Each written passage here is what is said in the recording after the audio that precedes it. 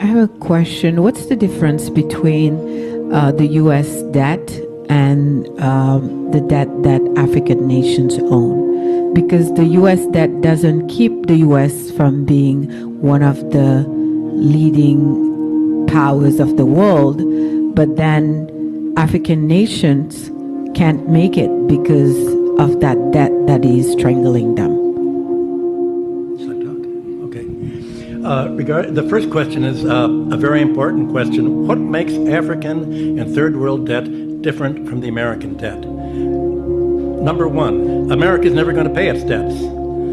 It doesn't have to. Its debts are in its own currency. We can simply print it. The African debt is not in its currency. The African debt is in U.S. dollars.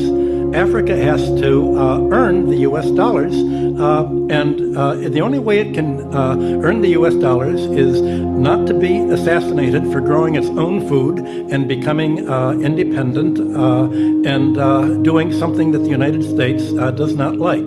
The principle underlying the foundation of the World Bank, the International Bank for IBRD, research, the World Bank, is that no country should grow its own food. Africa and the third world should only grow export crops. To export, in order to have an oversupply of cocoa and other tropical raw materials, to keep down the price, they must buy their grain from the United States or Europe, so that if they do something that we don't like, we can do what America tried to do to China in the 60s. We can sanction them. We can say, we're going to starve you. We're going to not export any grain to you. So owing their foreign debt in dollars means that they have to somehow sell something that the United States wants, not what they want. I think the most evil organizations in the world today are the World Bank and the International Monetary Fund. And my book, Super Imperialism, that I wrote in 1972, is all about that. The largest purchasers of the book were the Defense Department and the CIA.